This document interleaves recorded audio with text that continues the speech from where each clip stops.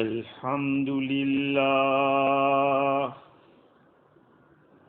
الحمد لله وحده والصلاة والسلام على من لا نبي بعده أما بعد فأعوذ بالله من الشيطان الرجيم بسم الله الرحمن الرحيم يا أيها الذين آمنوا قوا أنفسكم وأهليكم نارا وقال تعالى وقد نزل عليكم في الكتاب أن إذا سمعتم آيات الله يكفر بها ويستهزأ بها فلا تقعدوا معهم حتى يخوضوا في حديث غيره إنكم إذا مثلهم إن الله جامع المنافقين والكافرين في جهنم جميعا صدق الله العظيم وعن ابن مسعود رضي الله عنه قال قال رسول الله صلى الله عليه وسلم استحيوا من الله حق الحياء من استحيا من الله حق الحياء فليحفظ الرأس وما وعى وليحفظ البطن وما حوى وليذكر الموت والبلاء ومن أراد الآخرة ترك زينة الحياة الدنيا فمن فعل ذلك فقد استحيا من الله حق الحياء أو كما قال عليه الصلاة والسلام. بزرگوں، پیارے بھائیوں، اللہ رب العزت نے مجھے اور آپ کو جو دین دیا ہے، یہ دین آداب کے اوپر مشتمل ہے، رسپیکٹ کے اوپر مشتمل ہے. ہر عمل کے اندر ایک ادب ہے.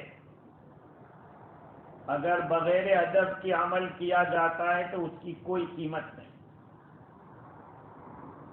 بلکہ دنیا میں جو بھی انسان ہے، اگر ادب والا نہیں ہے، بے ادب ہے، تو وہ بے نصیب ہے. اس لیے کہ با ادب با نصیب، بے ادب بے نصیب. اللہ رب العزت بندے کے ادب کے مطابق اس کے ساتھ معاملہ کرتے ہیں. علامہ ابن قیم رحمۃ اللہ علیہ نے اپنی کتاب کے اندر ایاک نعبد و ایاک نستعین اس آیت کے اوپر تقریباً 1000 پیجز کے اوپر بیان دیا ہے، اور ان میں ایک بیان یہ بھی دیا کہ رسپیکٹ اس کا ایک درجہ ہے اسی آیت کے اندر ایاک نعبد و ایاک نستعین. کیونکہ ہم عبادت کر رہے ہیں تو عبادت کے بھی آداب ہیں، اور مدد مانگتے ہیں تو مدد مانگنے کے بھی آداب ہیں. تو یہ ادب اور رسپیکٹ کو سمجھنا بہت ضروری ہے، ورنہ کتنا اونچا عمل آدمی کرتا ہو، بے ادبی کی وجہ سے نکال دیا جاتا ہے. بڑے بڑے لوگوں کی لٹیا ڈوب گئی، ذرا سی بے ادبی ہوئی اس میں. اس لیے ہمیں یہ بات تو سمجھنی چاہیے کہ ادب کہتے کس کو ہے، ادب کی ڈیفینیشن کیا ہے. ابن قیم رحمۃ اللہ علیہ لکھتے ہیں کہ ادب کا جو لفظ ہے ڈکشنری کے اعتبار سے اس کے اندر جمع ہونے کا معنی ہے. گیدر، دسترخوان کو عربی میں معدوبتن کہتے ہیں، اسی سے بنا ہے. کیونکہ دسترخوان کے اوپر بھی مختلف قسم کے لوگ جمع ہوتے ہیں، مختلف قسم کے کھانے جمع ہوتے ہیں، اس سے اس کو مادوبہ کہتے ہیں، مادوبۃ الاطفال کتابوں کا نام ہے کہ بچوں کا دسترخوان۔ تو ادب کا معنی کیا ہے؟ جس بندے کے اندر بھلائی کی ساری خصلتیں جمع ہو اس کو کہتے ہیں ادب۔ اور علم ادب وہ ایک ایسا علم ہے جس سے آدمی کی زبان درست ہوتی ہے۔ هو علم اصلاح اللسان والخطاب واصابة مواقعه وتحسین الفاظه وصیانته عن الخطأ والخلل، یہ اس کی پوری ڈیفینیشن ہے ادب کی، کہ ادب کہتے ہیں ایسے علم کو جس سے آدمی کی زبان کی اصلاح ہوتی ہے۔ اگر زبان صحیح نہیں ہے تو کہیں گے یہ بے ادب ہے۔ جیسے یہ ماشاءاللہ داڑھی والے بیٹھے ہیں، ان کو کہ تجھے بلاتے ہیں فلاں، لوگ کہیں گے کتنا بے ادب ہے کہ عمر میں مجھ سے بڑے ہیں اور میں ان کو تو کہوں۔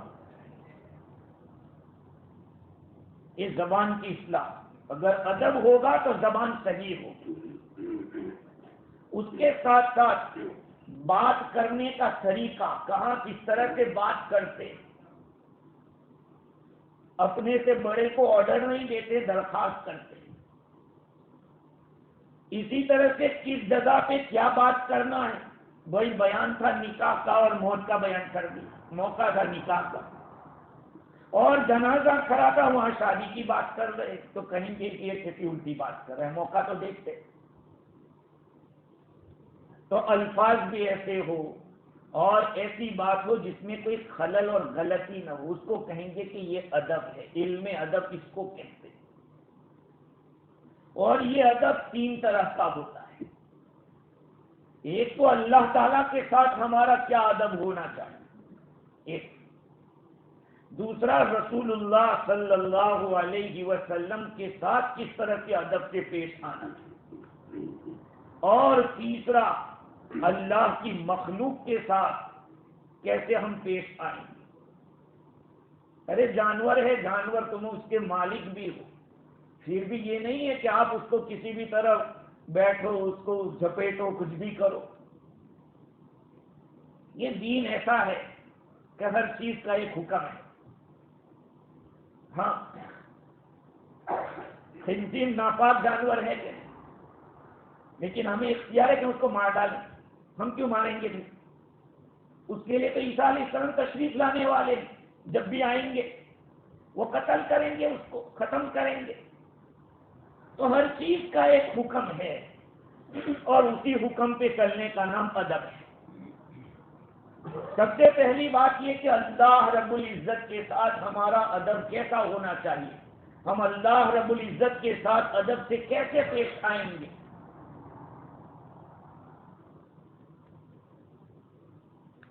تو حافظ ابن قیم رحمۃ اللہ علیہ لکھتے ہیں کہ سب سے پہلی بات یہ ہے کہ اللہ تعالی کے ساتھ اپنا معاملہ صحیح ہونا چاہیے۔ جو باتیں اس نے کہی ہے وہ کرو، جن باتوں سے اس نے بچنے کو کہا ہے اس سے بچو، یہ تو معاملہ ہوا۔ دوسرا، یہ دل بھی محفوظ رہے، کیونکہ یہ اللہ کی جگہ ہے، دل اللہ کی جگہ ہے، اللہ کی تجلی کی جگہ ہے۔ اس لیے دل کو غیر کی طرف متوجہ ہونے سے بچانا۔ ہمارا تو فلاں ہے وہ سب کرنے لگا، سب سے پہلے اللہ ہے، وہ کرے گا۔ اب وہ کس کو استعمال کرتا ہے وہ اس کی مرضی کی بات ہے کہ نہیں؟ اب آدمی کسی کو یہ سمجھ رہے ہیں کہ یہ میرا کر رہا ہے تو پھر خدا کیا کام، نعوذ باللہ، اللہ ہی سب کچھ کرتا ہے۔ تو اپنے دل کے اندر بھی ہونا چاہیے، صرف زبان سے نہیں۔ معاملات بھی وہ کرو جو اس نے کہے اور ان سے بچو جس سے اس نے بچنے کو کہا، اور دل کے اندر بھی اسی کو جگا دو، دل اسی کی طرف متوجہ ہو۔ اور تیسری بات یہ ہے کہ ارادہ بھی صحیح ہو، ارادے کی حفاظت کرنا، دل میں جگہ بھی اس کو دو اور دل سے جو ارادہ ہو وہ بھی اسی کا۔ خیر، تو علماء کرام نے اس رسپیکٹ کے بارے میں بڑی باتیں لکھی۔ ابو علی دقاق رحمۃ اللہ علیہ فرماتے ہیں کہ بندہ اگر اللہ کی فرما برداری کرتا ہے تو وہ جنت تک پہنچتا ہے، لیکن اللہ کی فرما برداری میں آداب سے پیش آتا ہے تو وہ اللہ تک پہنچتا ہے۔ سمجھے بات کو؟ نماز، روزہ، زکوٰۃ، یہ ساری باتیں اللہ نے بتلائی، حکم دیا ہے، ان کو کریں گے تو جنت تک پہنچیں گے، لیکن ان کے اندر بھی ادب کی رعایت کریں گے، ادب کی رعایت تو اللہ تک پہنچ جائیں گے۔ اور ابن مبارک رحمت اللہ علیہ فرماتے ہیں کہ ہمیں علم کے مقابلے میں ادب کی زیادہ ضرورت ہے۔ فرماتے ہیں نحن الى قلیل من الادب احوج منا الى کثیر من العلم، بہت زیادہ نالج حاصل کرے، علم حاصل کرے، اس کے مقابلے میں تھوڑا سا ادب تمہیں مل جائے، ادب تھوڑا سا، وہ بہت زیادہ علم سے بہتر ہے۔ آج ہم جو محروم ہو رہے ہیں، ہماری محرومی کی بنیادی وجہ بے ادبی ہے۔ کسی بھی میدان میں دیکھ لو، چاہے مدارس ہو، مکاتب ہو، اور بھی کام ہو دین کے یا دنیا کے کام بھی سمجھ لو۔ آج اسکول والے کہتے ہیں کہ ہمارے بچوں کو پہاڑے نہیں آتے، سائنس نہیں آتے، تو کیسے آئیں گے؟ استادوں کی رسپیکٹ ہی نہیں، ٹیچر کی کوئی رسپیکٹ نہیں ہے۔ تو بھائی دنیا کے کسی بھی کونے میں چلے جاؤ، بے ادب آدمی محروم رہتا ہے اور باادب آدمی کامیاب رہتا ہے۔ تو دیکھیے ابن قیم رحمۃ اللہ علیہ فرماتے ہیں کہ آدمی صحیح معنی میں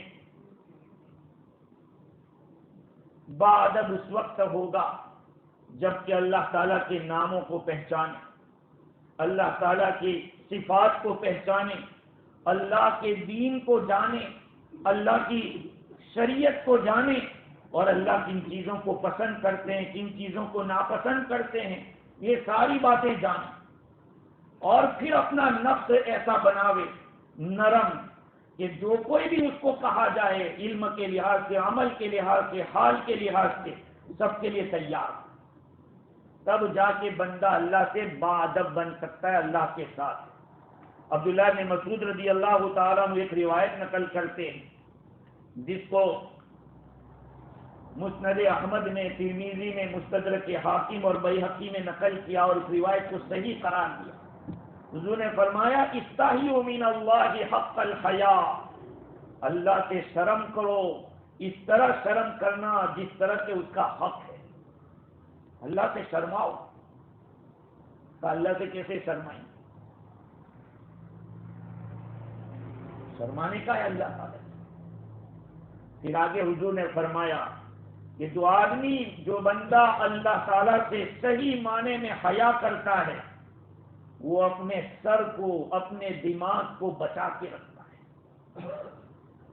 اس کو چاہیے کہ اپنے سر کی حفاظت کرے، اور سر میں جو خیالات آتے ہیں، جو وچار آتے ہیں، کا اس کی بھی حفاظت کرے۔ اللہ کی شان میں کوئی اس طرح کا خیال نہ لائے، آ جائے تو فوراً ختم کر دے۔ دوسرے نمبر پہ فرمایا کہ جو اللہ سے شرم کرتا ہے وہ اپنے پیٹ کی حفاظت کرتا ہے، الٹا سیدھا لقمہ نہیں کھاتا ہے۔ ہاں، پیٹ جن چیزوں پر مشتمل ہے اس کی حفاظت کرتا ہے۔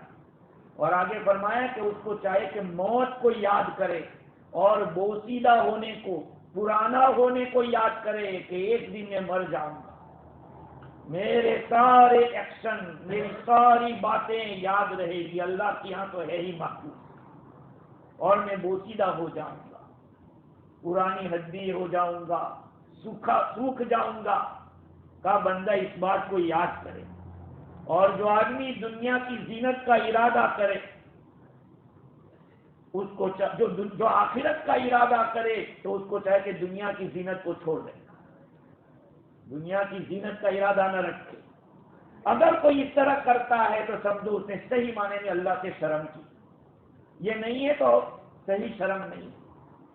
اس لیے میرے بھائیوں، حضور اکرم صلی اللہ علیہ وسلم کیا فرماتے ادب کے بارے میں؟ ادبنی ربی فاحسن تأدیبی، مجھے میرے رب نے ادب سکھایا۔ حضور فرما رہے ہیں مجھے میرے رب نے ادب سکھایا، اور بہت اچھے طریقے سے ادب سکھایا مجھے اللہ تعالیٰ۔ حضور فرما رہے ہیں، اب سوچیے، معلوم ہوا کہ تعدیب اور ادب سکھانا بہت ضروری ہے۔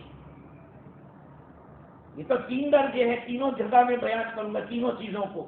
اللہ تعالیٰ کے ساتھ ادب سے کیسے پیش آنا ہے، یہ رسول اللہ صلی اللہ علیہ وسلم کے ساتھ ادب کا تقاضا کیا ہے، اور عام مخلوق کے ساتھ ادب کا تقاضا کیا ہے۔ چنانچہ حضرت علی رضی اللہ تعالیٰ عنہ روایت کرتے ہیں، حضور اکرم صلی اللہ علیہ وسلم نے ارشاد فرمایا کہ ادبوا اولادکم علی 3 خصال، تم اپنی اولاد کو 3 باتوں کا ادب سکھاؤ، اپنی اولاد کو 3 باتوں کا ادب سکھاؤ۔ ایک حب نبیکم، تمہارے نبی کی محبت سکھاؤ اپنی اولاد کو۔ ہمارے نبی ایسے تھے، ہمارے نبی ایسے تھے، انہوں نے ایسا کیا، یہ اپنی اولاد کو نبی کی محبت سکھاؤ۔ ہاں، اور حب اہل بیت ہی، حضور کے گھرانوں کی کیا محبت، حضور صلی اللہ علیہ وسلم کے گھر والوں سے محبت ہونی چاہیے، اہل بیت کا ان کی بھی محبت ہونی چاہیے، یہ سکھاؤ اپنی اولاد سے۔ کبھی اپنی اولاد کو لے کر ہم بیٹھے کہ حضور کے اتنے نواسے، حضور کی اولاد اتنی بیٹیاں، حضور کے گھر والوں سے محبت سکھاؤ۔ اور وقراءۃ القرآن، قرآن کی تلاوت سکھاؤ اپنی اولاد کو، اپنی اولاد کو قرآن کی قراءت، قرآن پڑھنا سکھاؤ۔ یہ ساری چیزیں فرمائے کہ 3 چیزوں کا ادب سکھاؤ، ان 3 چیزوں کو بتایا۔ عبداللہ ابن مبارک رحمۃ اللہ علیہ فرماتے ہیں من تہاون بالادب عوقب بحرمان السنن ومن تہاون بالسنن عوقب بحرمان الفرائض ومن تہاون بالفرائض عوقب بحرمان المعرفہ۔ جو آدمی ادب اور رسپیکٹ کے اندر سستی برتتا ہے، اللہ تعالیٰ اس سے سنتیں چھڑا دیتا ہے، اس کو سزا دیتا ہے۔ آدمی رسپیکٹ کو جب چھوڑے گا تو سنتیں چھوڑنے لگے گا، اور جو سنتوں میں سستی کرے گا وہ فرائض سے محروم ہو جائے گا، اور جو فرائض سے محروم ہو جائے گا اللہ کی تعلق سے محروم ہو جائے گا۔ ہاں، نیچے سے اوپر جاتے ہیں، نیچے سے اوپر جاتے ہیں، آدمی رسپیکٹ کی وجہ سے کہاں کہاں پہنچ جاتے ہیں۔ میں نے ہندوستان کے اندر کئی حاجیوں کو دیکھا کہ وہ خدمت کرتے کرتے حج میں چلے گئے۔ بھائی تم کیا کرتے؟ کہا مجھے تو کام ملا تھا یا خدمت کرنے کا، لگ گیا میرا چانس۔ تو خدمت کرتے کرتے آدمی اللہ کے گھر پہنچ گیا۔ یہ ہے ادب۔ آدمی ادب کرے گا تو سنتوں کی توفیق ہو، اور سنتوں میں جتنا مضبوط ایسے بڑھتا آگے چلا جائے گا۔ اصل بات یہ ہے کہ ادب ہونا چاہیے۔ ہاں، حضور اکرم صلی اللہ علیہ وسلم نے ارشاد فرمایا، حضرت جابر بن سمورہ رضی اللہ عنہ اس روایت کے راوی ہے کہ جو آدمی اپنی اولاد کو ادب سکھائے یہ اس کو بہتر ہے روزانہ 3.5 kg اناج صدقہ کرے، اس سے بہتر ہے۔ لَأَن يُؤَدِّبَ الرَّجُلُ وَلَدَهُ خَيْرٌ لَهُ مِنْ أَن يَتَصَدَّقَ بِصَاعٍ۔ جو آدمی اپنی اولاد کو ادب سکھائے، آپ نے اس کے پاس پانی منگوایا، وہ لایا تو پانی لیکن الٹے ہاتھ سے آپ کو دے رہا ہے۔ آپ نے کہا بیٹے دیکھو یہ پانی بہت بڑی نعمت ہے، اس کو الٹے ہاتھ سے نہیں پکڑتے، اس کو سیدھے ہاتھ سے پکڑتے ہیں، اور کسی کو دو تو سیدھے ہاتھ سے دو۔ یہ آپ نے ادب سکھایا۔ کتنی بڑی بات، روزانہ آپ 3.5 kg اناج صدقہ کرو، کا اس سے بہتر ہے اپنے بیٹے کو ادب سکھانا۔ ادب بہت قیمتی چیز ہے۔ کہتے ہیں کہ آدمی ادب سے پہچانا جاتا ہے کہ آدمی کس درجے کا آدمی ہے۔ ہاں، آج اللہ کے سامنے کھڑے ہوتے ٹوپی نہیں، یہ ادبی ہے یہ۔ ہاں بے ادبی ہے، بغیر ٹوپی کے نماز پڑھنا یہ بے ادبی ہے۔ حافظ ابن قیم رحمۃ اللہ علیہ کی کتاب زاد المعاد کے اندر وہ لکھتے ہیں کہ حضور اکرم صلی اللہ علیہ وسلم کا سر مبارک ڈھکا رہتا تھا، یا تو ٹوپی ہوتی تھی، ٹوپی پہ امامہ رہتا تھا، امامہ جس کو پگڑی کہتے ہیں، لیکن سر ڈھکا رہتا تھا۔ لیکن آج ماڈرنائز اتنی عام ہو گئی کہ اس کا کوئی خیال ہی نہیں۔ ہاں، ادب کے ساتھ کھڑے رہو اللہ کے سامنے۔ اسی لیے حضور اکرم صلی اللہ علیہ وسلم نے حکم دیا مرد کو کہ چاہے تو ٹوائلٹ میں ہے یا غسل خانے میں ہے، پھر بھی اپنے آپ کو ننگا رکھنے سے بچاؤ، اپنے سطر کو چھپاؤ، چاہے کوئی نہیں دیکھنے والا وہاں، لیکن اللہ تو دیکھ رہا ہے۔ آدمی یہ نہ سمجھے کہ اپنی جوڑوں کے ساتھ میں تو ہم دونوں اکیلے ہیں، کون دیکھنے والا ہے؟ ہاں، وہاں بھی حیا اور ادب ہے، اپنے سطر کو چھپاؤ۔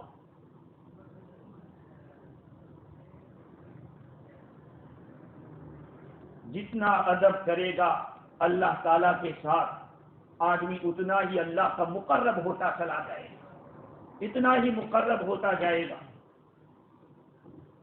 چنانچہ نماز کے اندر بھی آداب آئے۔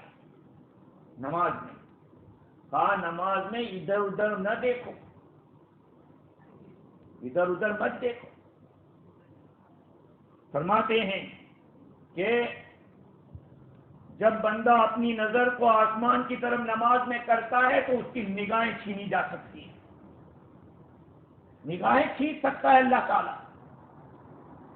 شیخ الاسلام حافظ ابن تیمیہ رحمۃ اللہ علیہ فرماتے ہیں کہ بندہ جب خدا کے سامنے کھڑا ہو نماز کے اندر تو اس کو چاہیے کہ اپنی نگاہیں نیچی رکھے، ایسے ایسے نہیں، نیچے دیکھے۔ کس کے سامنے کھڑا ہے؟ رب العالمین کے سامنے کھڑا ہے۔ اب نگاہ ادھر ادھر کرے گا، اوپر کرتا ہے تو حدیث میں آیا کہ اللہ اس کی نگاہ کھینچ سکتا ہے، اندھا بھی ہو سکتا ہے۔ ہاں، آپ کا نماز کا قبلہ سامنے، آپ صلی اللہ علیہ وسلم کا طریقہ ہے کہ جہاں سجدے کی جگہ ہے وہاں پہ دیکھو۔ اور دوسری بات یہ ہے کہ ادب دیکھیے، نماز کے اندر قرآن پڑھنے کا حدیث میں آیا کہ رکوع اور سجدے میں قرآن مت پڑھو۔ آپ نماز پڑھ رہے ہیں، نماز کے اندر قرآن رکوع اور سجدے میں نہیں ہے بلکہ قیام میں ہے، کھڑے کھڑے قرآن پڑھنا ہے۔ حافظ ابن تیمیہ رحمۃ اللہ علیہ فرماتے ہیں کہ یہ اشرف الکلام ہے، اللہ کا قرآن یہ اشرف الکلام، سارے کلاموں میں معزز کلام، اور وہ اللہ تعالیٰ کا کلام ہے۔ رکوع اور سجدے کی حالت آدمی اللہ کے سامنے گرا ہوا ہے، ذلیل ہو رہا ہے، اللہ کے سامنے اپنے آپ کو جھکا رہا ہے۔ کہا کہ اس حالت میں قرآن نہیں پڑھو، کیونکہ یہ اعلیٰ کلام ہے، وہ تو اعلیٰ جگہ پہ پڑھا جاتا ہے، اعلیٰ حالت میں پڑھا جاتا ہے۔ کہا ٹوائلٹ میں جا کے قرآن سوچو بھی مت، قرآن وہاں نہیں پڑھنا ہے۔ کیوں؟ یہ قرآن کا ادب ہے، یہ اللہ کا ادب ہے۔ اور اسی لیے حدیث شریف میں آیا لا تستقبلوا القبلۃ ولا تستدبروها، اگر پیشاب پاخانہ کر رہے ہو تو کہا قبلہ کی طرف رخ بھی نہیں ہونا چاہیے، قبلے کی طرف پشت بھی نہیں ہونا چاہیے۔ صحابہ کرام فرماتے کہ ہم لوگ جب چلتے چلے گئے دین کے خاطر، جان کی بازی لگاتے ہوئے چلے گئے، تو بعض ملکوں میں ٹوائلٹ دیکھا کہ وہ قبلے کی طرف ہے تو ہم ایسے مور کے بیٹھتے تھے اور بعض جا کے استغفار کرتے تھے۔ یہ ہے رسپیکٹ۔ رسپیکٹ جب ہوتی ہے تو آدمی نوازا جاتا ہے، اور اگر رسپیکٹ نہیں ہوتی تو آدمی محروم کر دیا جاتا ہے۔ خصوصاً اللہ تعالیٰ نبی اکرم صلی اللہ علیہ وسلم کی ذات گرامی، وہاں ان کے بارے میں بھی رسپیکٹ ہونا چاہیے۔ قرآن مجید میں اللہ تعالیٰ نے ایک آیت بیان کی جس کو سمجھنے کی ضرورت ہے، ہمیں اپنے ماحول کے اندر، اس ماحول میں سمجھنے کی ضرورت ہے۔ اللہ تعالیٰ کیا فرماتے ہیں؟ وَقَدْ نَزَّلَ عَلَيْكُمْ فِي الْكِتَابِ، قرآن مجید میں اللہ تعالیٰ نے یہ بات نازل فرمائی، اِذَا سَمِعْتُمْ آیَاتِ اللَّهِ، جب تم قرآن کی آیتوں کو سنو، کیسے سنو کہ اس کا مذاق اڑایا جا رہا ہے؟ قرآن مجید کی آیتوں کے ساتھ مذاق اڑایا جا رہا ہے۔ فَلَا تَقْعُدُوا مَعَهُمْ، ان کے ساتھ بیٹھو مت، اٹھ کے چلے جاؤ۔ حَتَّى يَخُوضُوا فِي حَدِيثٍ غَيْرِهِ، یہاں تک کہ وہ دوسری بات میں لگ جاؤ۔ یہ ادب ہے قرآن کا اور اللہ کا کہ ایک جگہ لوگ بیٹھے ہوئے ہیں اور وہاں پر مذاق اڑایا جا رہا ہے دین کا، اہل دین کا، قرآن کا، اہل قرآن کا، اللہ کا یا نبی کا، اٹھ جاؤ وہاں سے، چلے جاؤ۔ یہاں تک کہ وہ دوسری باتوں میں لگے تو جاؤ۔ کیوں؟ اِنَّكُمْ اِذًا مِثْلُهُمْ، اگر تم وہاں بیٹھے رہے تو تم بھی ان کی طرح ہو جاؤ گے، تم بھی ان کی طرح ہو۔ یہ ہے قرآن، یہ ہے اللہ تعالیٰ کا ادب کہ ایسی مجلس میں مت بیٹھو جہاں قرآن کا، دین کا، اللہ کا مذاق اڑایا جائے۔ اور آج ہم لوگ ہیں، دیکھو ایک بات ہے کہ اللہ کے معاملے میں کسی سے کمپرومائز نہیں۔ ہاں دین ہے، ایک ہی دفعہ ملا ہے، یہ زندگی ایک دفعہ ملی ہے، اس زندگی کے اندر اسی سے تعلق پیدا کر دو، اسی کے لیے سب کچھ کر دو۔ ہاں نبیوں کا ادب دیکھو، قرآن کہہ رہا ہے ما زاغ البصر وما طغى۔ حضور صلی اللہ علیہ وسلم جب معراج میں گئے تو حضور نے اللہ کو اس طرح دیکھا کہ نہ نگاہ ادھر ادھر گئی نہ اوپر گئی، آگے گئی، بس۔ یہاں مفسرین لکھتے ہیں کہ یہ حضور کا ادب ہے، اللہ تعالیٰ کا کیسے ادب کیا۔ بڑی تفصیلی باتیں ہیں میرے بھائیوں، نبیوں نے اللہ تعالیٰ کا جو ادب کیا ہے، کل قیامت کے میدان میں اللہ تعالیٰ عیسیٰ علیہ السلام کو بلائیں گے۔ 7ویں سپارے میں یہ آیت ہے، اللہ تعالیٰ فرمائیں گے یا عیسی ابن مریم اَأَنْتَ قُلْتَ لِلنَّاسِ اتَّخِذُونِي وَأُمِّيَ إِلَٰهَيْنِ مِن دُونِ اللَّهِ، اے عیسیٰ بن مریم، تو نے لوگوں سے کہا تھا کہ مجھے اور میری ماں کو خدا مانو تم لوگ۔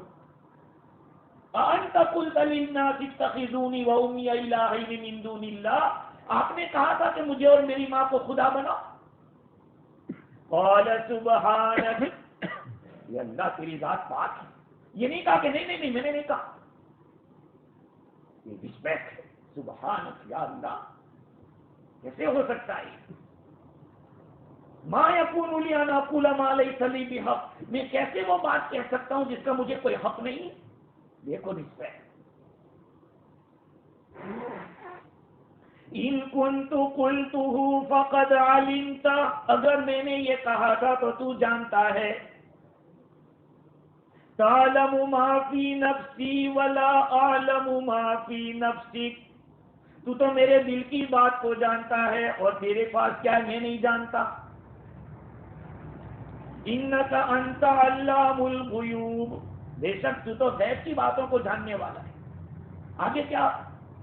ان تعذبہم، یا اللہ تو ان کو تو عذاب دے، تو تیرے بندے، تو ارحم الراحمین ہے، اور جب دنیا کا کوئی آدمی اپنے غلام اور نوکر کو ایسے سزا نہیں دیتا تو اتنا بڑا ہو کہ ان کا جرم ہوگا تبھی تو سزا دے گا، وہ تو تیرے بندے ہیں۔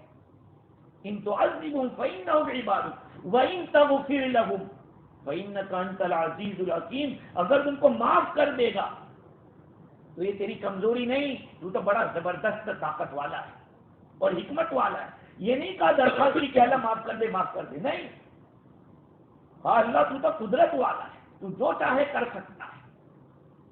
یہ رسپیکٹ ہے۔ آپ سوچئے نبی بھی اللہ کی ایسی رسپیکٹ کرتے ہو،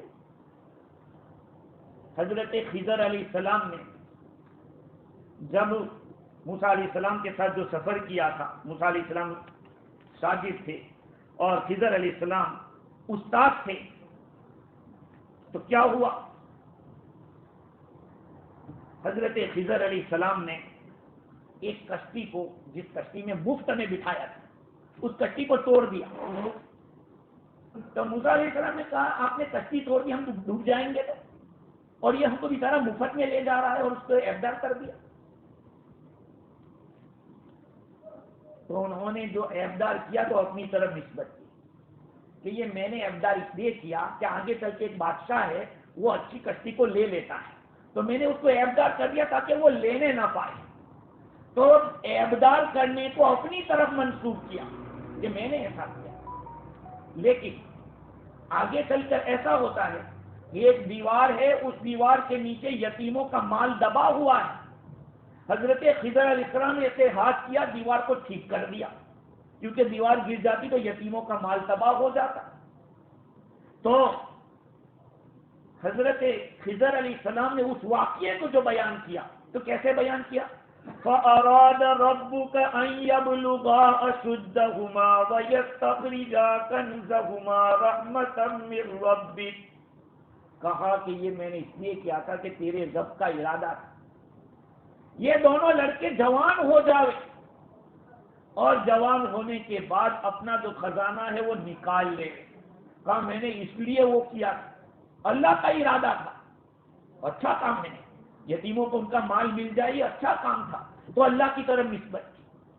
حضرت ابراہیم علیہ السلام نے اللہ تعالیٰ سے دعا کی تو کیا کہا؟ وَإِذَا مَرِضْتُ فَهُوَ يَشْفِينِ، جب میں بیمار ہوتا ہوں تو وہ مجھے شفا دیتا ہے۔ جب میں بیمار ہوتا، یہ نہیں کہا جب مجھے اللہ بیمار کرتا ہے تو وہ شفا دیتا، یہ نہیں، جب میں بیمار ہوتا تو مجھے اللہ تعالیٰ شفا دیتے۔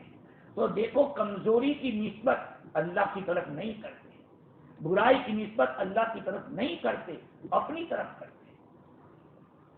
تو کئی واقعات ہیں کہ جس کے اندر پتہ چلتا ہے کہ ان انبیاء کرام علیہ السلام نے اللہ رب العزت کے ادب کا کتنا خیال کیا۔ حضور اکرم صلی اللہ علیہ وسلم طائف کے موقع پہ جو آپ کے ساتھ واقعہ پیش آیا تو حضور نے ڈائریکٹ کوئی بات نہیں کی، اپنی کمزوری کی، اللہم انی اشکو الیک ضعف قوتی، یا اللہ میں اپنی قوت کی کمزوری کی شکایت تجھ سے کرتا ہوں، میں کمزور ہوں،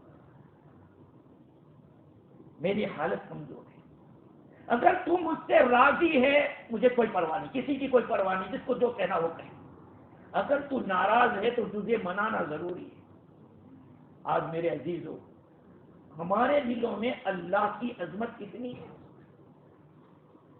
ہماری نمازیں دیکھیں، حافظ ابن تیمیہ رحمۃ اللہ علیہ فرماتے ہیں کہ ادب ایسا ہے کہ ایسے ہاتھ باندھ کے کھڑے رہو خدا کے سامنے، دیکھا جاتا ہے ایک پاؤں ایسا رکھتے ہیں دوسرا ایسا رکھتے ہیں، پھر کبھی ایسا کرتے ہیں، ارے کس کے سامنے کھڑے ہو آپ لوگ؟ اس کے سامنے، رب العالمین کے سامنے کھڑے، خدا کے سامنے کھڑے، تو رسپیکٹ کیسی ہونی چاہیے؟ اللہ تعالیٰ کے سامنے ہم جب بات کر رہے ہیں تو کس طرح سے بات کریں؟ ہاں، یہ ایاک نعبد و ایاک نستعین میں ایک مقام یہ بھی ہے کہ آدمی ادب کو اختیار کرے، اللہ تعالیٰ کے ساتھ ادب، اگر اللہ کے ساتھ ادب نہیں ہے یا اللہ تعالیٰ کی ذات کے ساتھ جو متعلقین ہیں ان کے ساتھ ادب نہیں ہے تو آدمی محروم ہو سکتا ہے، چاہے کوئی کتنا بڑا علامہ کیوں نہ ہو۔ یاد رکھ لو، کوئی کتنا بڑا مفتی کیوں نہ ہو یا کوئی زمانے کا بہت بڑا عالم کیوں نہ ہو، اگر اللہ کی شان میں ذرا بھی بات آئے گی تو آدمی نکال دیا جائے۔ یوسف بن ایوب ہمدانی ایک بزرگ گزرے، اللہ والے، اور ہزاروں لوگ ان کی مجلس میں اپنے دل کی صفائی کے لیے جایا کرتے تھے۔ تو اس مقام کے اوپر ایک قاری قرآن کا حافظ پہنچتا ہے جن کا نام ابن سقا ہے، اور یہ جا کر بیٹھتا ہے، تھوڑی دیر کے بعد اعتراض کرتا ہے اس بزرگ کے اوپر۔ بزرگ نے کہا کہ اس کو بٹھا، مجھے اس کے کفر کی بو آ رہی ہے۔ ہاں، اللہ رب العزت کبھی کبھی باتیں ڈال دیتے ہیں، چہروں کے اوپر آ جاتا ہے۔ اس کے بعد اللہ والے اپنے پاس آئینہ رکھتے تھے کہ میری شکل تو کہیں نہیں بدل گئی، میرے گناہ کی نحوست تو میرے چہرے پہ نہیں آتے۔ ہاں ہوتا ہے، اثرات چہرے کے پر آ جاتے ہیں، شکلیں بدل جاتی ہیں۔ ہاں تو یہ ابن سقا نے جب یہ اعتراض کیا تو فرمایا کہ مجھے اس سے کفر کی بو آ رہی۔ اس کے بعد وہ تو بات بن گئی، وقت آ گیا، کیا ہوا کہ کرسچنوں کے ملک سے کوئی وفد آیا ہوگا، تو اس نے ان کے ساتھ کوئی تعلق کر دیا اور کہا کہ میں کرسچن بننا چاہتا ہوں، آپ کے ساتھ چلتا ہوں۔ وہ تو چاہتے ہی ایسے لوگ، ان کو تو چاہیے۔ اور دنیا میں بہت سارے لوگ پبلسٹی کے لیے اور اپنے آپ کو فیمس کرنے کے لیے اور مالی منافع حاصل کرنے کے لیے کیا کیا الٹے سیدھے دھندے کرتے، یہاں تک کہ موقع آتا ہے تو اسلام کے اوپر بھی کیچڑ اچھال دیتے تھے، اسلام کی بھی برائی کر ڈالتے۔ دیکھو جتنے آئے جن کی سب کی گٹ بنی ہے دنیا میں، دیکھو تسلیمہ نسرین جس نے قرآن کے بارے میں یہ کہا تھا کہ یہ دین جو اسلام ہے وہ تو ایسا ہے جیسے اس کو اسٹروک لگا، اس نے یہ کہا تھا۔ آج وہ کس بیماری میں مبتلا ہے؟ اسی اسٹروک میں لگی، ہسپتال کے اندر وہ اس کو اسٹروک لگا ہے۔ انگریزوں نے ان کو پناہ دی تھی ایک زمانے میں، نام شاید آپ لوگوں نے سنا ہو یا نہ سنا ہو، تسلیمہ نسرین بنگلہ دیش کی۔ اللہ تعالیٰ نے اسی طرح سے وہ ایک ابھی قرآن کے کچھ پاروں کو ختم کرنے کے لیے کھڑا ہوا تھا پبلسٹی کے لیے، آج اس کو کوئی پوچھنے والا نہیں، در در پھر رہا ہے۔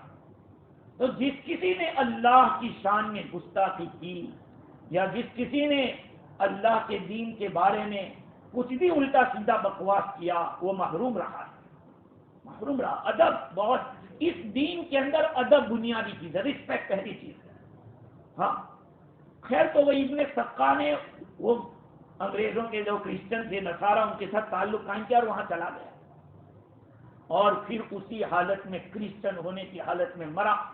یہاں تک کہ بعض راوی نے ایسا لکھا کہ ہم نے دیکھا کہ وہ اپنے بستر کے اوپر لیٹا ہوا ہے، پنکھا کر رہا ہے، اور اس سے کسی نے پوچھا کہ تم تو قرآن کے حافظ تھے، کچھ یاد ہے؟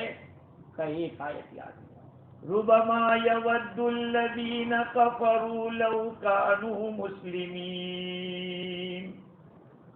کافر لوگ اس وقت دل سے چاہیں گے کہ کاش ہم مسلمان ہوتے، ربما یود الذین کفروا لو کانوا مسلمین، کاش کہ ہم لوگ مسلمان ہوتے۔ میرے بھائیو، ہمیں جو اللہ نے دین دیا ہے وہ سراپا رسپیکٹ ہے، اس میں رسپیکٹ بہت زیادہ ہے۔ جیسے میں نے کہا کہ نماز کی رسپیکٹ کیا کہا، وضو کر کے آؤ، غسل کر کے آؤ، کہا کہ نماز میں اگر پیشاب پانی لگا پہلے فارغ ہو جاؤ، بعد میں ہمارے سامنے کھڑے ہو، میرے سامنے کھڑے رہیں گے اور پیشاب پہ ایسے سوچتے رہیں گے چلو جلدی فارغ ہو جلدی فارغ ہو، تو وہاں بھاگو، کہا نہیں، لا عبرت بالحاقی، لگی ہے تو پہلے فراغت کر لو بعد میں میرے سامنے آؤ۔ یہاں تک لکھا کہ اگر شام کا کھانا تیار ہو گیا ہے اور بچ گیا ہے اور بھوک لگی آپ کو، کہا پہلے کھانا کھاؤ بعد میں نماز پڑھو۔ یہ نہیں کہ آپ نماز میں اور کھانے کی طرف بھی جا رہا ہے کہ کب کھانا ملے گا، بھوک لگی ہے خوب۔ میرے بھائیو، ہم اپنی اولاد کو ادب سکھائیں، رسپیکٹ سکھائیں، پھر پانی پینے کا طریقہ کیا ہے، الٹے ہاتھ سے پی رہا ہے تو بتائیں، حکمت سے محبت سے بتائیں، اور خود بھی سیدھے ہاتھ سے پییں۔ ایسا نہیں کہ ہم تو اس کو تو نصیحت کر رہے ہیں اور خود الٹے ہاتھ سے پی رہے ہیں۔ اولاد کے سامنے اس طرح کی کوئی بات نہ کریں جس سے ان کے دلوں میں ڈس رسپیکٹ پیدا ہو۔ دین کے ہر چیز کی رسپیکٹ سکھائیے، قرآن کیا ہے، مکہ کعبہ کیا ہے، رسول اللہ کیا ہے، ان کی رسپیکٹ اگر ہمارے دلوں میں نہیں ہوگی تو میرے بھائیوں کہاں وہاں پہنچیں گے۔ رسپیکٹ ہوگی تو آدمی اللہ تعالیٰ نوازے گا۔ ہاں میں نے بہت سے لوگوں کو دیکھا ایسا، جب حج کمیٹی انڈیا کی حج کمیٹی ہے تو وہاں وہ خدمت کے لیے بلاتے ہیں، تو جو بیچارے پینی لیس لوگ جن کے پاس کچھ نہیں وہ مل رہے مکے میں، تو کیسے آئے؟ میں تو خدمت کے لیے آیا تھا، میرا بھی حج ہو جائے گا۔ اس لیے میرے عزیزو یاد رکھو، دین سے جس کا بھی تعلق، قرآن ہے، مسجد ہے، مدارس ہے، دعوت و تبلیغ ہے، یہ سب دین سے جڑے ہوئے ہیں۔ اب کوئی بھی ہو ہمیں رسپیکٹ کرنا ہے بس، کیونکہ ہو سکتا ہے ہم ڈس رسپیکٹ کی وجہ سے پھینک لیے جائیں کہ دعوت میں ہمیں کوئی ضرورت نہیں ہے۔ اللہ تو بے نیاز ہے میرے بھائیوں، وہ جب نوازنے پہ آتا ہے چھوٹی سی بات کے اوپر بھی نواز دیتا ہے، اور جب پکڑنے پہ آتا ہے تو چھوٹی سی بھول پہ پکڑ بھی لیتا ہے۔ اس لیے فرسٹ اسٹیپ فار نالج اور every thing is the respect. اپنے دلوں میں اپنے استادوں کی رسپیکٹ، اپنے پیرنٹس کی رسپیکٹ، اپنے پڑوسی کی رسپیکٹ، جو بھی اپنے سے بڑے ہیں رسپیکٹ کیجیے۔ اللہ تعالی ہم سب کو ان کئی سنی باتوں پر کہنے اور سننے سے زیادہ عمل کی توفیق عطا فرماوے، اور ہم لوگوں کے اندر ایسے جذبات پیدا فرمائے کہ ہم دین کی، اہل دین کی قدر پر کریں۔ وآخر دعوانا الحمدللہ رب العالمین۔